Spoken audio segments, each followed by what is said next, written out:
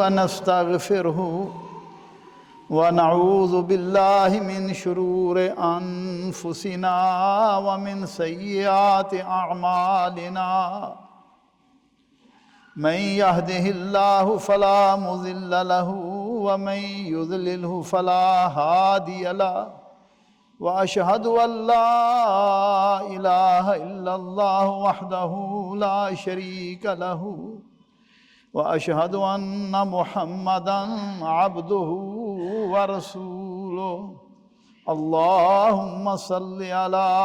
محمد وعلى آله وأصحابه وبارك وسلم تسليما كثيرا كثيرا. أعوذ بالله السميع العليم من الشيطان الرجيم من همزه ونفخه ونفسه. بسم الله الرحمن الرحيم. وما خلقت الجن والإنس إلا ليعبدون. میں نے تمام جنوں اور انسانوں کو اپنی عبادت کے لیے پیدا کیا ہے، گویا کہ انہیں اس کام کے علاوہ کسی اور کام کے لیے پیدا نہیں کیا۔ بھائیوں، دوستوں، بزرگوں، موضوع آپ سماعت فرما چکے ہیں کہ اللہ تعالیٰ نے ہمیں کس لیے پیدا کیا ہے۔ کیا اس لیے پیدا کیا ہے کہ مال و دولت زیادہ سے زیادہ جمع کر لیں، کاروبار چمکا لیں، زمینیں بنا لیں، کوٹھیاں بنا لیں، بڑے بڑے عہدے ہمیں مل جائیں، اپنے لیے اور اپنے اہل و عیال کے لیے دنیا کی نعمتیں اور دنیا کی آسائشیں اکٹھی کر لیں اور پھر من مانی زندگی بسر کریں، جو جی میں آئے، جو قبیلہ برادری کے رسم و رواج ہوں ان کے مطابق اپنی زندگی بسر کریں۔ اور اللہ ذوالجلال نے جو ہمیں بے شمار نعمتیں عطا فرمائی ہیں، کیا اللہ کے احکام کی پرواہ نہ کریں، جو دل میں آیا وہی کریں اور دین کے بھی کوئی پرواہ نہ کریں بلکہ دین کو پسے پشت ڈال دیں؟ میرے بھائیوں، ہمیں سوچنا چاہیے آخر اللہ ذوالجلال نے ہمیں کس لیے پیدا کیا ہے اور ہماری تخلیق کا مقصد کیا ہے، ہماری زندگی کا ہدف کیا ہے۔ اس آیت کریمہ میں اللہ احکم الحاکمین فرما رہے ہیں کہ میں نے انسانوں کو اور جنوں کو صرف اور صرف اس لیے پیدا کیا ہے کہ وہ میری عبادت کریں۔ لہٰذا اس آیت کی روشنی میں مجھ پر اور آپ پر اور ہر انسان پر یہ فرض عائد ہوتا ہے کہ وہ ہر وقت اللہ ذوالجلال کی ہی عبادت کرے۔ جو وقت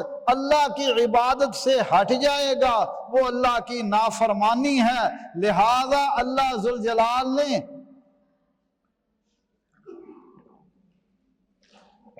اللہ ذوالجلال نے ہمیں اس لیے پیدا کیا ہے کہ ہم اللہ ذوالجلال کی عبادت کریں۔ تو اب اس آیت سے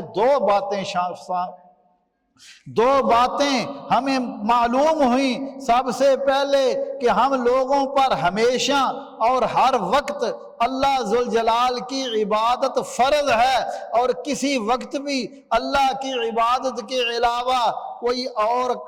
کام جائز نہیں ہے۔ اور میرے بھائیوں، دوستو، ہم لوگوں کو اللہ کی عبادت کے علاوہ اگر کوئی بھی کام کریں گے تو وہ اللہ کی نافرمانی ہے، اللہ کی معصیت ہے۔ میرے بھائیوں، دوستو، کیوں کہ ہم سب کا خالق، پیدا کرنے والا اللہ ذوالجلال ہے۔ جنوں اور انسانوں کے علاوہ ہمارا کوئی خالق نہیں ہے۔ لہذا جو ہمارا خالق اور مالک ہے اس کا حق بنتا ہے کہ ہم ہر وقت اسی کی عبادت کریں، کیونکہ اس کے علاوہ باقی ساری مخلوق ہے، اور مخلوق کے یہ حق نہیں ہے کہ ہم خالق کو چھوڑ کر مخلوق کی عبادت کریں، کیونکہ اللہ خالق کل شیء، اللہ ذوالجلال نے ہر چیز کو پیدا کیا، لہذا وہی عبادت کا مستحق ہے اور وہی عبادت کے لائق ہے،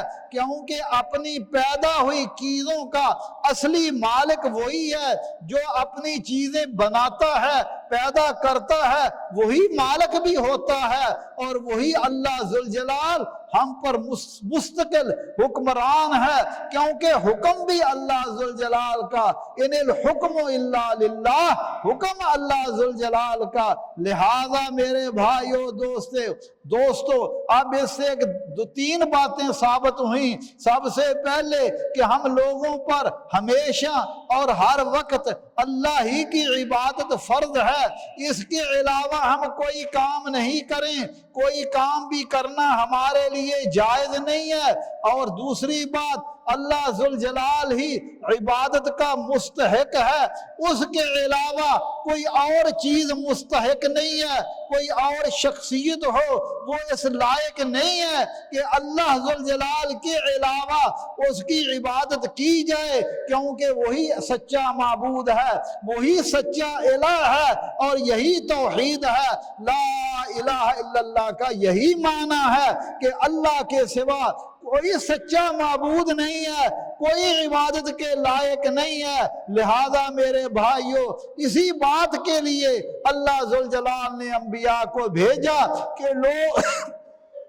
صرف اور صرف اللہ ذوالجلال کی ہی عبادت کریں، اور میرے بھائیو جو چیز مستحق عبادت نہ ہو، جس چیز کو جو مستحق عبادت نہ ہو اس کو عبادت کے لائق سمجھنا اور اس کی عبادت کرنا یہ شرک ہے۔ میرے بھائیو دوستو بزرگو، اس سے ثابت ہوا کہ اللہ ذوالجلال کے علاوہ ساری مخلوق ہے، کوئی بھی مخلوق ہو، خواہ وہ آدمی ہو، خواہ وہ جن ہو، حیوان ہو، پھر درخت ہو، کوئی بھی چیز ہو، آگ ہو، ولی ہو، نبی ہو، فرشتہ ہو، وہ مستحق عبادت نہیں ہے، کیونکہ مستحق عبادت صرف اور صرف اللہ ذوالجلال ہی ہے۔ اور اگر انسان اللہ ذوالجلال کے علاوہ، اس کی عبادت کے علاوہ کسی اور کو بھی عبادت کا مستحق سمجھتا ہے تو میرے بھائیو یہ شرک ہے۔ اور فرمایا ان اللہ لا یغفر ان یشرک بہ، اللہ ذوالجلال شرک کو معاف نہیں کرے گا۔ اس سے یہ معلوم ہوا، ذرا غور فرمائیے، ذرا توجہ فرمائیے، اس سے یہ معلوم ہوا کہ ہم لوگوں پر ہمیشہ ہر وقت اللہ ذوالجلال کی ہی عبادت فرض ہے۔ اللہ کی عبادت کے علاوہ کوئی اور کام ہمارے لیے جائز نہیں ہے۔ اگر ہم اللہ کی عبادت کے علاوہ کوئی اور کام کریں گے تو وہ اللہ کی نافرمانی ہے۔ تو میرے بھائیو، کیا اس کا معنی یہ ہے کہ سوائے چند عبادات جیسے نماز ہے، روزہ ہے، حج ہے، اس کو ہم عبادت سمجھتے ہیں، یہی ہمیں کرنی چاہیے، ہر وقت یہی کریں، کاشتکاری نہ کریں، تجارت نہ کریں، نوکری چاکری نہ کریں، مزدوری نہ کریں، اولاد کے حقوق ادا نہ کریں، والدین کے حقوق ادا نہ کریں، شادی بیاہ نہ کریں، بیوی بچوں کی خبر گیری نہ کریں، نہ کچھ کمائیں نہ ہی کچھ کھائیں، اسی طرح کوئی کام نہ کریں، کیونکہ دنیا والے ان کاموں کو دنیا داروں کے کام سمجھتے ہیں میرے بھائیو دوستو، اور ان کاموں کو عبادت سے خارج سمجھتے ہیں، اور صرف نماز، روزہ، حج، زکوٰۃ کو ہی وہ عبادت سمجھتے ہیں۔ کیا اللہ ذوالجلال نے یہ ہمیں مکلف کیا ہے جو ہم طاقت نہیں رکھتے؟ کیونکہ اللہ تو وہ رحیم اور کریم ہے جو فرماتے ہیں لا یکلف اللہ نفسا الا وسعها، کہ اللہ ذوالجلال کسی کو ایسی باتوں کی تکلیف اور مکلف نہیں کرتا جو اس کی طاقت کے کے باہر ہے؟ تو میرے بھائیو دوستو اس کا جواب یہ ہے اللہ تعالیٰ کی عبادت فی الواقعہ ہی ان چند کاموں کا نام نہیں ہے جو عرف میں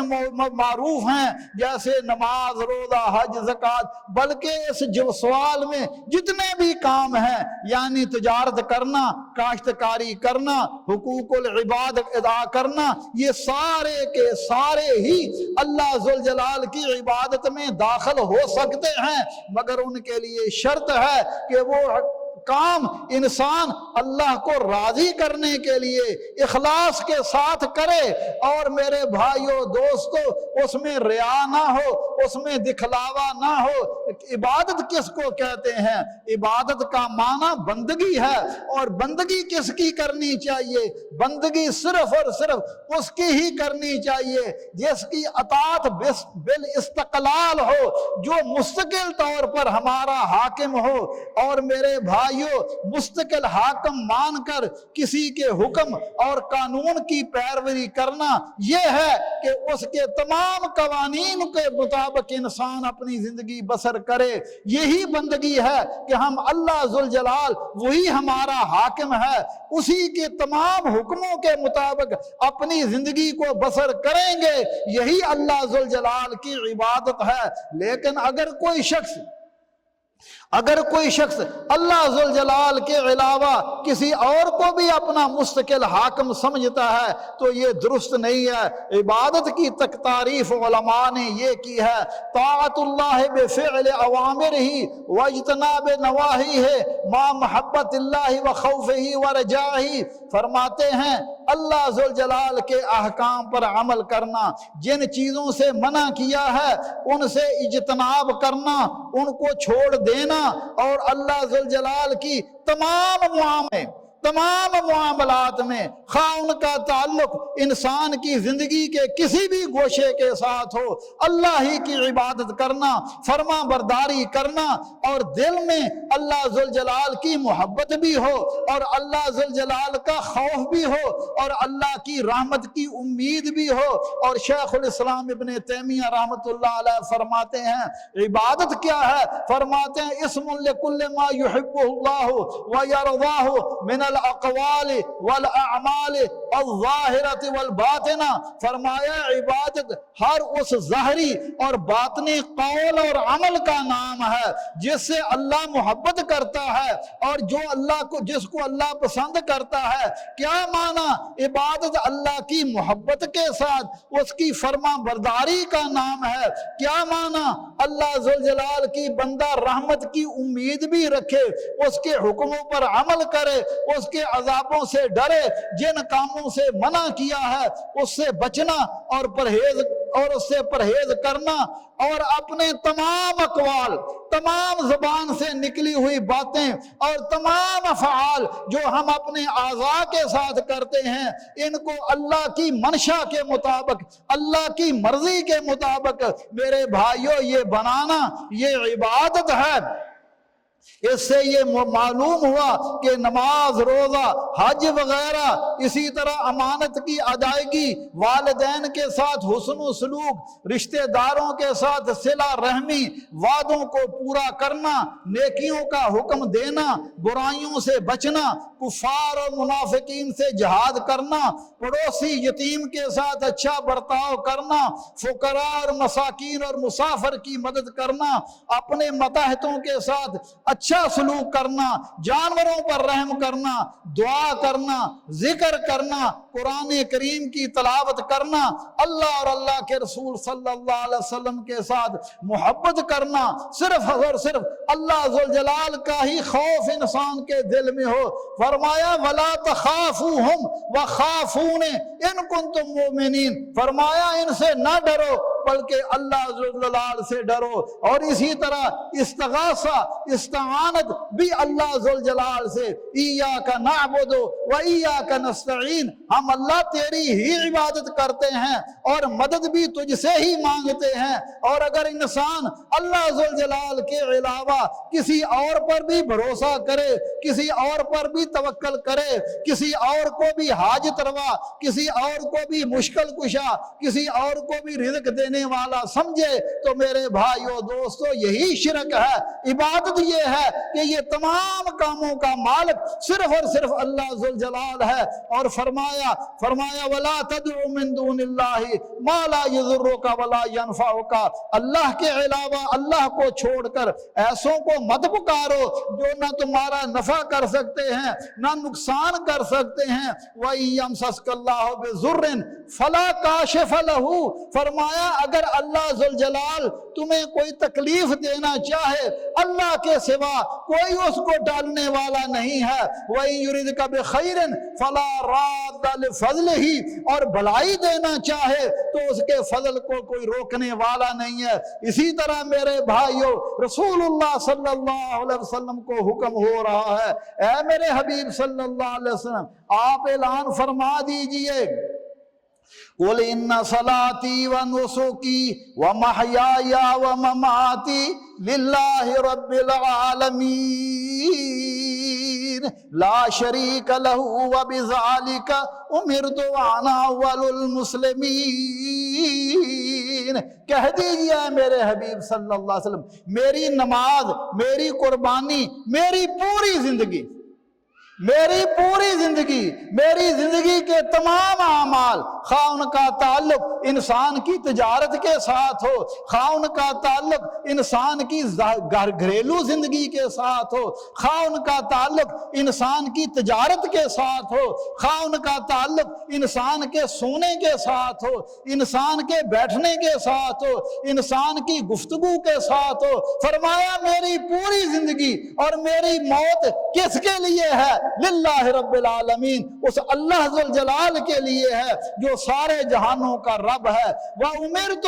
اور اس کا کوئی شریک نہیں، اس کا کوئی ساجی نہیں، اس کا کوئی ساتھی نہیں۔ وَلَمْ يَكُنْ لَهُ كُفُوًا أَحَدٌ، اس کا کوئی ساتھی نہیں ہے، کوئی ہمسر نہیں ہے، ساری اس کی مخلوق ہے۔ وَمَا خَلَقْتُ الْجِنَّ وَالْإِنسَ إِلَّا لِيَعْبُدُونَ، جو پیدا ہو وہ خالق نہیں ہو سکتا، اور جو پیدا کرنے والا ہے وہی خالق اور مالک ہے۔ فرمایا وَمَا أَنَا أَوَّلُ الْمُسْلِمِينَ، اور میں سب سے پہلے اللہ کا فرما بردار ہوں۔ اور اسی طرح حکم دیا وَلْيُوفُوا نُذُورَهُمْ وَلْيَطَّوَّفُوا بِالْبَيْتِ الْعَتِيقِ، فرمایا طواف بھی میرے گھر کا ہی کرو۔ اگر کوئی بندہ کسی قبر کے گرد پھیرے لگاتا ہے، کسی قبر کے گرد چکر لگاتا ہے، کسی بت کے گرد چکر لگاتا ہے، وہ اس کا طواف کرتا ہے۔ حکم یہ ہے کہ دنیا میں ایک ہی گھر ہے جس کا طواف کرنا چاہیے، اور وہ اللہ کا گھر ہے، اور غیب کا علم اللہ ذوالجلال کے پاس ہے۔ وعنده مفاتح الغیب لا يعلمها الا هو، اللہ کے علاوہ کوئی نہیں جانتا، نہ کوئی نبی نہ کوئی ولی۔ اسی طرح میرے بھائیو دوستو انسان اگر سوتا ہے اس کی نیت کیا ہو؟ نیت یہ ہے کہ نیند آئے گی پھر اٹھ جاؤں گا اور اللہ کی عبادت کروں گا۔ نبی صلی اللہ علیہ وسلم نے فرمایا اگر اس پر نیند غالب آ جاتی ہے، فرمایا وَكَانَ نَوْمُهُ صَدَقَةً عَلَيْهِ مِن رَبِّهِ عَزَّ وَجَلَّ، فرمایا یہ نیند بھی اللہ ذوالجلال کی طرف سے اس کے لیے صدقہ بن جاتی ہے۔ اس لیے حضرت معاذ ابن جبل رضی اللہ تعالیٰ عنہ فرمایا کرتے تھے،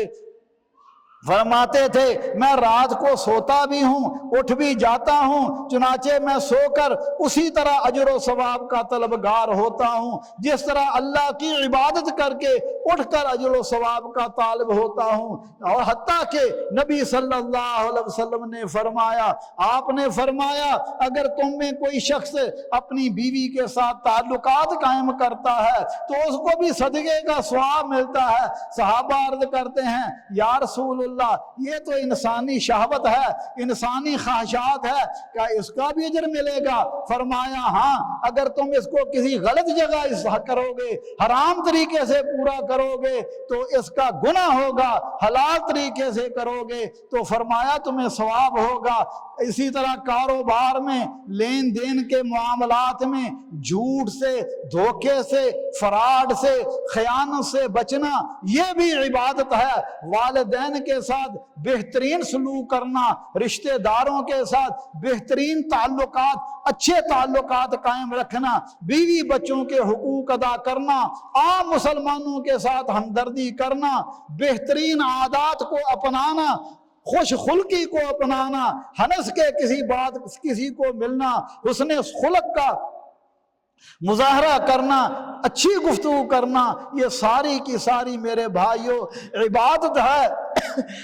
اور اللہ ذوالجلال نے اسی لیے ہم سب کو پیدا کیا کہ ہم اپنی پوری زندگی اللہ کے حکم کے مطابق، اللہ کی منشا کے مطابق گزاریں، اور فرمایا وَلَقَدْ بَعَثْنَا فِي كُلِّ أُمَّةٍ رَسُولًا أَنِ اعْبُدُوا اللَّهَ وَاجْتَنِبُوا الطَّاغُوتَ، فرمایا ہم نے ہر امت میں ایک رسول یہی پیغام دے کر بھیجا کہ عبادت صرف اللہ ذوالجلال کی اور غیر اللہ کی پوجا سے پرہیز کرو۔ اب میرے بھائیوں دوستو، آپ کو یہ بات کا تو پتہ چل گیا کہ ہمیں حکم دے دیا گیا ہے وَمَا خَلَقْتُ الْجِنَّ وَالْإِنسَ إِلَّا لِيَعْبُدُونَ، کہ تم نے زندگی کے 24 گھنٹوں میں، اپنے دن کے 24 گھنٹوں میں، زندگی کے تمام مراحل میں ہر وقت اللہ ذوالجلال کی ہی عبادت کرنی ہے، اس کے علاوہ تم نے اور کوئی کام نہیں کرنا۔ اگر تم نے اللہ کی عبادت نہیں کی تو گویا تم نے وہ وقت ضائع کر دیا اور وہ وقت رب کی نافرمانی میں گزر گیا۔ اب ثابت ہوتا ہے کہ اللہ کی عبادت کے علاوہ اگر کوئی بندہ کوئی اور کام کرتا ہے تو وہ کیا ہے؟ اللہ مالک ہی فرما رہے ہیں، فرمایا الم اعہد الیکم یا بنی آدم اللہ تعبدوا الشیطان انہ لکم عدو مبین وان اعبدونی ھذا صراط مستقیم۔ اے آدم کی اولاد، کیا میں تو اسے وعدہ نہیں لیا تھا کہ شیطان کی پوجا نہ کرنا؟ بھائیو عبادتیں دو ہی ہیں، یا رحمان اللہ ذوالجلال کی پوجا یا شیطان کی پوجا۔ تو ہم جو وقت اللہ رحمان کی عبادت نہیں کرتے، اپنے دل کی مرضی پر چلتے ہیں، برادری قبیلے رشتہ داروں کے رسم و رواج پر چلتے ہیں، تو گویا ہم شیطان کی پوجا کر رہے ہیں۔ ابراہیم علیہ السلام نے بھی اپنے باپ سے یہی کہا تھا، یا ابتی لا تعبد الشیطان ان الشیطان کان للرحمن عصیا۔ اے میرے ابا جان، آپ شیطان کی پوجا نہ کیجیے، کیونکہ شیطان اللہ رحمان کا دشمن ہے۔ اس لیے میرے بھائیوں دوستو، اللہ کی نافرمانیوں میں شیطان کی پوجا ہوتی ہے، کیونکہ وہ انسان کو گناہوں اور نافرمانیوں کو خوبصورت شکل بنا کر پیش کرتا ہے، اور اللہ کی عبادت اور اللہ کی اطاعت سے دور کرنے کی کوشش کرتا ہے۔ وہ شیطان ہی تو ہے جو ایک اللہ وحدہ لا شریک کی عبادت سے دور کرتا ہے اور لوگوں کو اللہ کے دربار کے علاوہ مزاروں پہ، درباروں پہ، خانقاہوں پہ لے جاتا ہے اور ان سے شرکیہ اعمال کرتا ہے۔ وہ شیطان ہی تو ہے جو رسول اللہ صلی اللہ علیہ وسلم کی صحیح احادیث اور آپ کی ثابت شدہ صحیح سنتوں سے دور کر کے اور کار خیر کے نام پر دین میں نئی نئی بدعات کو رائج کرنے کی ترغیب دیتا ہے۔ وہ شیطان ہی تو ہے جو انسان کو حلال طریقے سے اپنی شہوت پوری کرنے کی بجائے حرام اور ناجائز طریقے سے پورا کرنے اور بدکاری پر اکساتا ہے اور لوگوں کی عزتیں لوٹنے پر آمادہ کرتا ہے۔ وہ شیطان ہی تو ہے جو اللہ رحمان کی عبادت اور اطاعت کو چھوڑ کر انسان کو اپنے نفس کا پجاری بنا دیتا ہے اور اسے دین کے احکام سے غافل کر دیتا ہے۔ میرے بھائیوں دوستوں بزرگوں، ذرا غور تو فرمائیے، اللہ ذوالجلال نے تجارت کو حلال کیا، لیکن شیطان انسان کو حرام طریقے سے، ناجائز طریقے سے مال کمانے کی ترغیب دیتا ہے، سودی لین دین، جوا بازی، رشوت، خیانت پر آمادہ کرتا ہے، جس کا مطلب یہ بنتا ہے کہ بندہ درہم و دینار کا بندہ بن جاتا ہے، پیسے کے پیچھے مارا پھر رہا ہے، نہ اسے حلال کی تمیز ہے نہ اسے حرام کی تمیز ہے۔ بھائیوں، مال دو طرح کا ہوتا ہے، ایک وہ مال جس کی انسان کو ضرورت ہے، جیسے کھانا پینا، گھر بار کی ضرورت ہے، بیوی بچوں کے لیے مال خرچ کرتا ہے، لیکن دوسرا مال وہ ہے کہ انسان اس کو کمانے کے لیے مال کا ہی غلام بن جاتا ہے اور کبھی غیر اللہ پر بھی بھروسہ کرتا ہے۔ میرے بھائیو دوستو، رسول اللہ صلی اللہ علیہ وسلم نے فرمایا تعس عبد الدینار وعبد الدرہم وعبد الخمیسۃ ان اعطی راضی وان لم یعط سخط۔ فرمایا نبی صلی اللہ علیہ وسلم نے فرمایا ہلاک ہو گیا، برباد ہو گیا درہم و دینار کا بندہ۔ درہم و دینار کا بندہ، کیا اس کا معنی یہ ہے کہ وہ بندہ نہیں، وہ درہم و دینار کو کمانے کے لیے اپنی پوری توانائیاں اس پر خرچ کرتا ہے، حلال طریقے سے آئے حرام طریقے سے آئے۔ فرمایا وہ عبد الدرہم، درہم کا بندہ، وہ عبد الخمیسہ، فرمایا کپڑوں کا بندہ۔ کچھ لوگوں کی عادت ہوتی ہے، کسی کو بھی کوئی کپڑا دیکھا کہ فوراً اسی طرح کا کپڑا، وہ گھر میں الماریاں کپڑوں سے ہی بھرتے رہتے ہیں، اور ان کی توجہ اور ان کی پوری کوشش یہی ہے یہ بھی کپڑا خرید لوں، یہ بھی خرید لوں۔ فرمایا یہ کپڑے کا بندہ ہے، اگر اس کو یہ چیزیں مل جائیں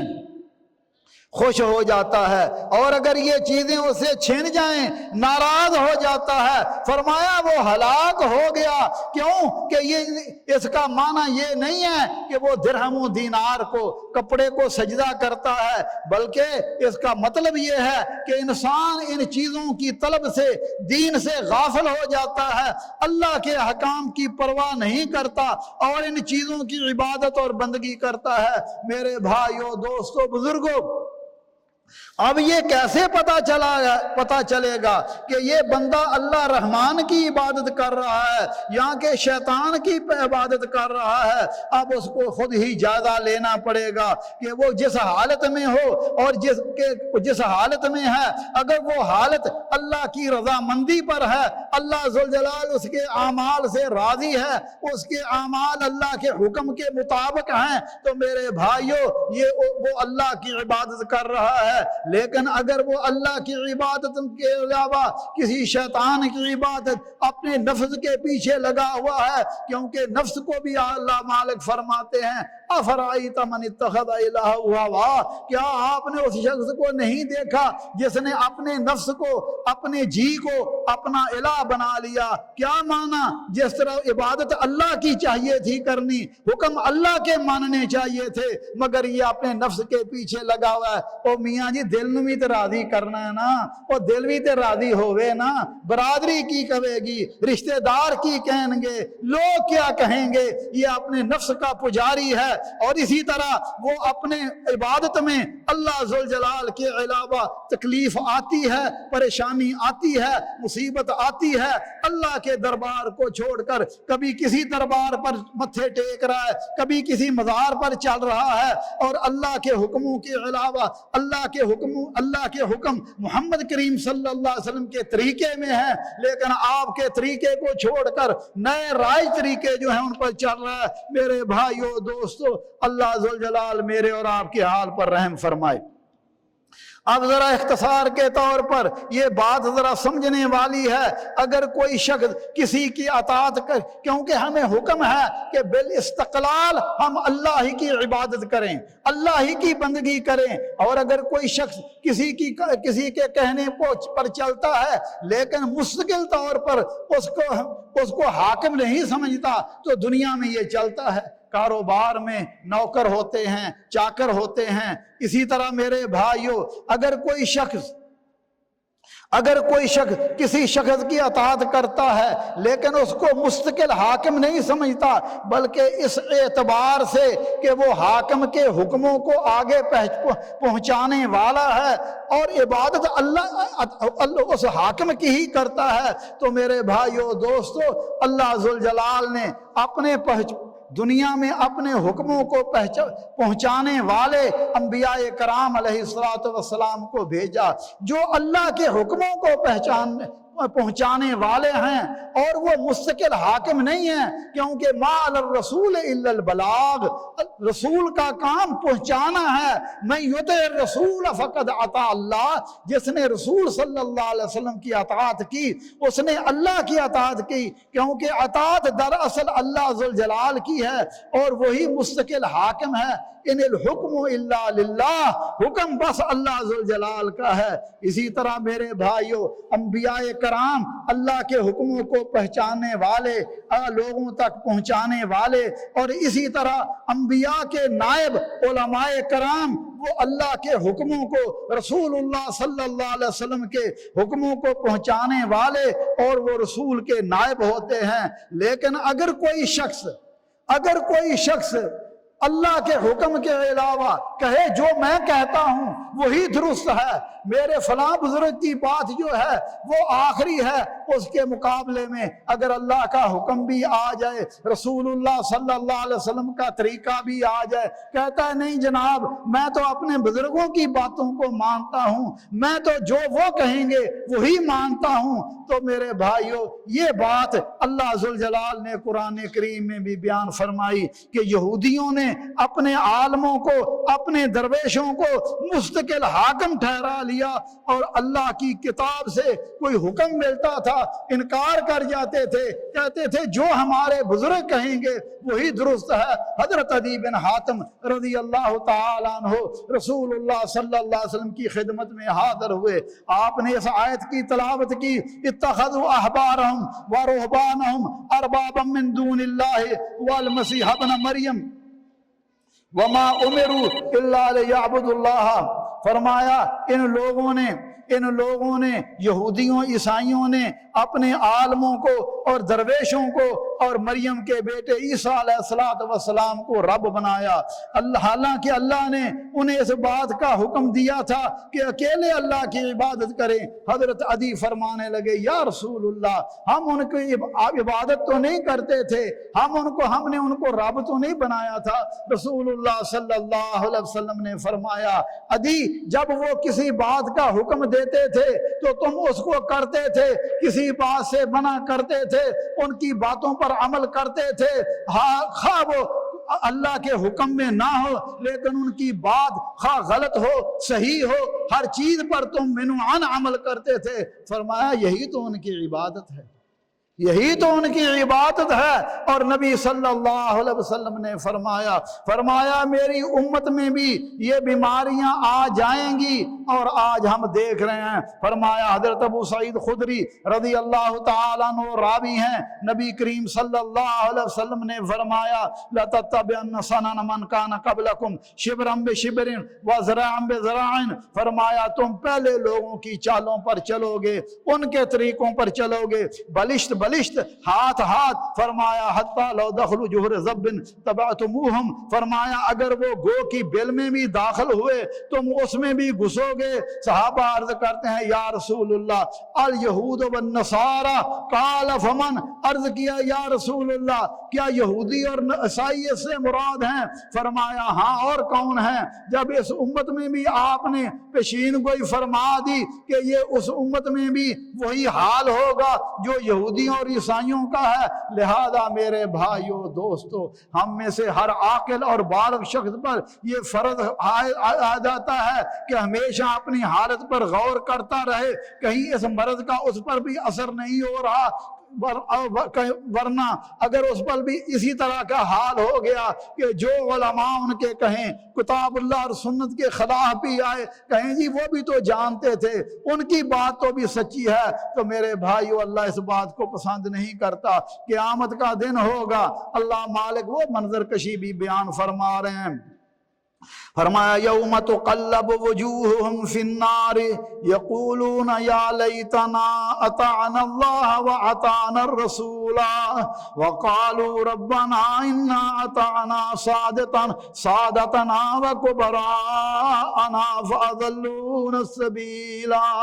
فرمایا قیامت کے دن ان کے چہروں کو دوزخ کی آگ پر پلٹا جائے گا اور اس وقت کہیں گے اے کاش ہم نے اللہ اور اللہ کے رسول کی اطاعت کی ہوتی اور کہیں گے اللہ بے شک ہم نے اپنے سرداروں کی، اپنے بزرگوں کی، اپنے چودھریوں کی، اپنے معاشرے کی، اللہ ہمیں ان کے پیچھے چلتے تھے، جیسا کہ آج کل کہہ سکے، اس کو ایسے بھی کہہ سکتے ہیں اپنے لیڈروں کے پیچھے چلتے تھے، جو وہ کہتے تھے آمنا وصدقنا۔ کبھی یہ سوچا نہیں کہ یہ لیڈر اللہ کے حکم کی طرف بلا رہا ہے یا اللہ کی نافرمانی کی طرف بلا رہا ہے۔ ہم آنکھیں بند کر کے ان کے پیچھے لگے، جو جی ہمارا یہ لیڈر ہے، یہ ہمارا فلاں ہے۔ فرمایا اس دن کہیں گے یا اللہ انہوں نے ہمیں گمراہ کر دیا، اللہ انہوں نے ہمیں تباہ و برباد کر دیا۔ اس لیے میرے بھائیوں دوستو، ہمیں ہر حال میں اللہ ذوالجلال کی اطاعت و فرما برداری کرنی چاہیے، اور ہر کام میں دیکھنا چاہیے کہ یہ میرے رب کا حکم ہے یا میری نفسانی خواہشات ہے، یا میری برادری قبیلے کے رشتہ داروں کے ہیں۔ اسی طرح میرے بھائیوں دوستو، اللہ ذوالجلال کی عبادت کرنا اللہ کی مرضی کے مطابق، جیسے اللہ ذوالجلال نے فرمایا عبادت کرنی ہے، نماز پڑھنی ہے، کیسے پڑھنی ہے؟ جیسے اللہ نے فرمایا، جیسے رسول اللہ صلی اللہ علیہ وسلم نے فرمایا، رسول اللہ کے طریقے کے مطابق صلو کما رأیتمونی اصلی، نماز ویسے پڑھو جیسے مجھے پڑھتے ہوئے دیکھتے ہو۔ آج ہم نے بے شمار نماز کہتی ہے، یہ جی نماز حنفی ہے، یہ شافی ہے، یہ مالکی ہے، یہ فلاں ہے، یہ فلاں ہے۔ میرے بھائیوں، اللہ نے محمد کریم صلی اللہ علیہ وسلم کو بھیجا اور آپ نے نماز پڑھ کے صحابہ کرام کو بتلائی، اور وہ نماز آج بھی محفوظ ہے۔ حدیث کی صحیح کتابوں میں صحیح بخاری پڑھیے، صحیح مسلم پڑھیے، آپ کو رسول اللہ کی نماز مل جائے گی۔ اسی طرح اگر نماز پڑھتا ہے اس میں ریا ہو، اس میں دکھلاوا ہو، وہ اللہ کے ہاں بالکل قبول نہیں ہوگی۔ اور اسی طرح روزہ اور تمام عبادات اللہ کے حکم کے مطابق ہو اور رسول اللہ کی طریقے کے مطابق ہو، اور اس میں ریا اور دکھلاوا نہ ہو۔ تجارت کو اللہ نے حلال قرار دیا، لیکن شرط یہ ہے کہ تجارت بھی رسول اللہ صلی اللہ کے حکم کے مطابق۔ فرمایا لا تاکلوا اموالکم بینکم بالباطل الا ان تکون تجارتا عن تراض منکم، آپس میں ناجائز ایک دوسرے کا مال نہ کھاؤ، غصب کے ساتھ، چوری کے ساتھ، بیاج کے ساتھ، سود کے ساتھ، جوا، ڈاکہ، زنا، خیانت کے ساتھ، بلکہ باہمی رضامندی کے ساتھ تجارت کرو۔ احل اللہ البیع وحرم الربا، اللہ نے تجارت کو حلال قرار دیا اور سود کو حرام قرار دیا۔ اسی طرح کاشتکاری بھی کرتا ہے تو اللہ کے حکموں کو سامنے رکھے کہ میرے رب کا اس میں کیا حق ہے۔ مزدوری بھی کرتا ہے تو اللہ کے حکموں کو سامنے رکھے، نیت کیا ہے؟ میرا رب راضی ہو جائے، میں اولاد کی بھی تربیت کروں گا۔ آپ نے فرمایا بہترین صدقہ یہ ہے کہ تم اپنی بچوں کے، اپنی بیوی کا پیٹ پالتے ہو، حلال ان کو کھلاتے ہو، یہ بہترین صدقہ ہے۔ میرے بھائیو، حقوق العباد کو ادا کرنا، جتنے بھی بندوں کے حقوق ہیں، یہ بھی عبادت ہے۔ بندہ اللہ کو راضی کرنے کے لیے وہ سارے حقوق ادا کرے۔ اور میرے بھائیو دوستو، حتیٰ کہ کھانا پینا بھی اگر اس نیت سے ہو کہ مجھ میں اللہ طاقت عطا فرمائے، میں اللہ کی اطاعت و فرما برداری کروں، تو یہ بھی عبادت ہے۔ فرمایا کلوا واشربوا ولا تسرفوا، کھاؤ پیو مگر فضول خرچی نہیں کرنی۔ اگر فضول خرچی کرتا ہے تو فرمایا ان المبذرین کانوا اخوان الشیاطین، فضول خرچی کرنے والے تو شیطان کے بھائی ہیں۔ لہذا میرے بھائیو دوستو، میں چند باتیں اب گزارشات عرض کرتا ہوں، ذرا غور سے توجہ سے سن لیجئے۔ ہم لوگوں کے لیے کسی وقت بھی اس سے چارہ نہیں ہے کہ ہم اللہ کے بندے بنے رہیں اور ہمیشہ اللہ کے تابع فرما رہیں، اپنے تمام معاملات کو اللہ کے حکم کے موافق کریں، خواہ ان معاملات کا تعلق، ان کاموں کا تعلق انسان کے عقائد کے ساتھ ہو، اخلاق کے ساتھ ہو، اعمال کے ساتھ ہو۔ لیکن اگر کبھی سستی ہو جائے، کیونکہ انسان کمزور ہے، غلطی ہو ہی جاتی ہے، فوراً اللہ کی طرف رجوع کرے، استغفار کہے، شیطان کو دور کہے، اللہ سے معافی مانگے، اور اللہ ذوالجلال بندوں کو معاف کرنے والے ہیں، بشرطے کہ بندہ اللہ ذوالجلال کی ہی عبادت کرے۔ اسی طرح عبادت کے چند اصول ہیں۔ سب سے پہلی چیز وما امروا الا لیعبدوا اللہ مخلصین لہ الدین، فرمایا انہیں حکم دیا گیا گیا ہے کہ عبادت صرف مخلص ہو کر اللہ ذوالجلال کے لیے کریں، ریا نہ ہو، دکھلاوا نہ ہو، شہرت مقصود نہ ہو، یہ مقصود نہ ہو، بلکہ صرف مقصود یہ ہے میرا رب راضی ہو جائے، اسی پر ہی توکل کرے، اسی پر ہی بھروسہ کرے اور اسی سے ہی مدد مانگے اور اللہ ذوالجلال سے ہی سارے اپنے معاملات کو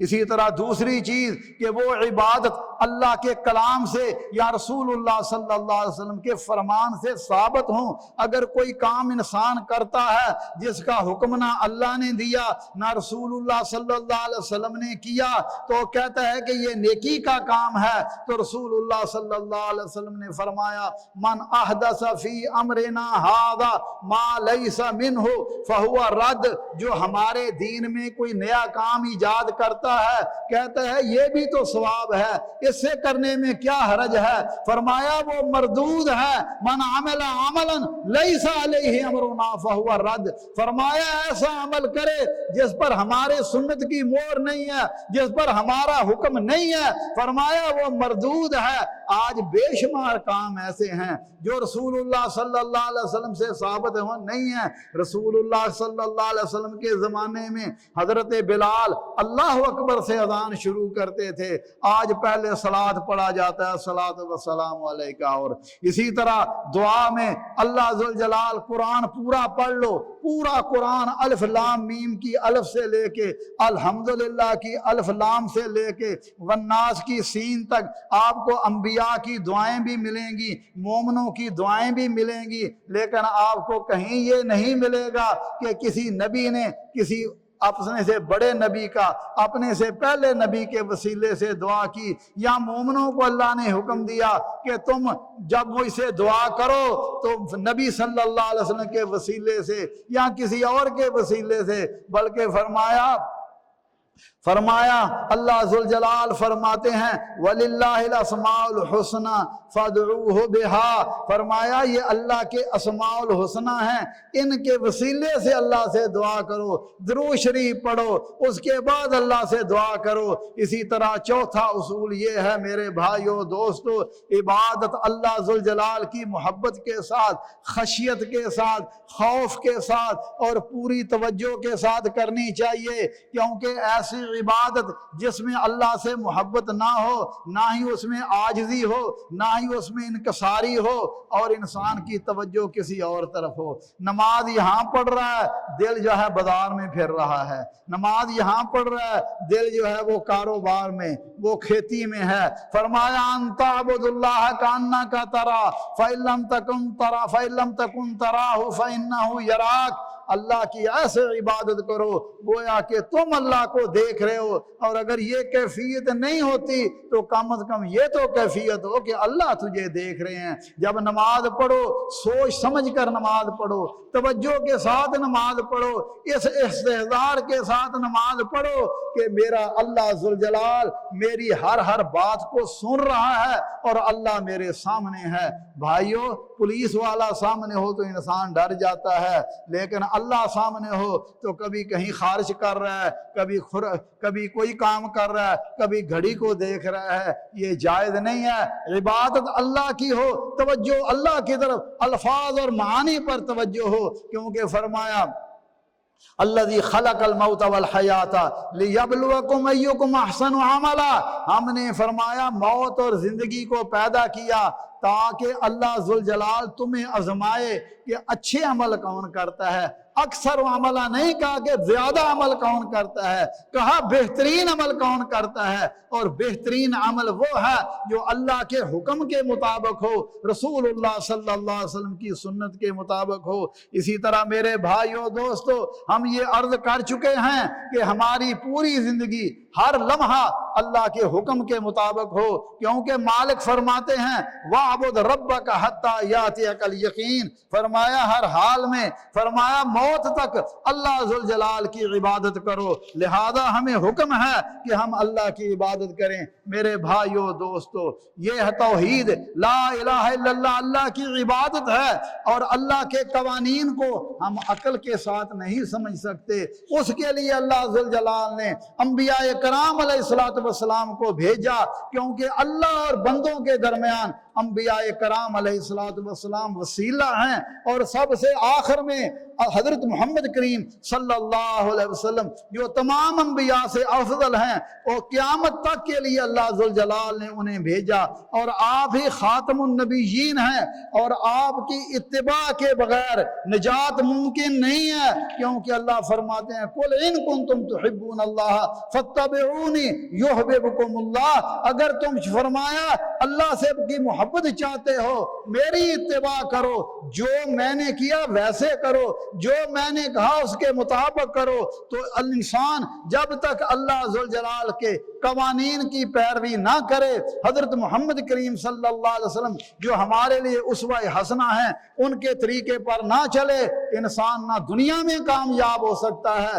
اور نہ ہی آخرت میں کامیاب ہو سکتا ہے۔ میرے بھائیو دوستو، اب اس عبادت کے ثمرات کیا ہیں، اس کے فوائد کیا ہیں؟ جو بندہ اللہ ہی کی بندگی کرتا ہے شیطان اس پر غالب نہیں آ سکتا۔ ان عبادی لیس لک علیہم سلطان الا من اتبعک من الغاوین، اللہ نے فرمایا ابلیس تو میرے بندوں پر تجھے کوئی غلبہ نہیں ہے سوائے ان گمراہ لوگوں کے جو تیری پیروی کریں۔ میرے بھائیو، اگر اللہ کے عذابوں سے بچنا ہے تو اس کے لیے ضروری ہے کہ ہم تمام اعمال میں اللہ ذوالجلال کی عبادت کریں، کیونکہ اللہ ذوالجلال نے جب پہلی قوموں کو عذاب میں مبتلا کیا، جو اللہ کے نیک بندے تھے، جو متقی بندے تھے، وہی عذابوں سے بچے۔ اسی طرح میرے بھائیو دوستو، دنیا میں رہتے ہوئے جو بندہ اللہ کی عبادت کرے گا اللہ ذوالجلال نے اس کے لیے جنت بنائی ہے جو ہمیشہ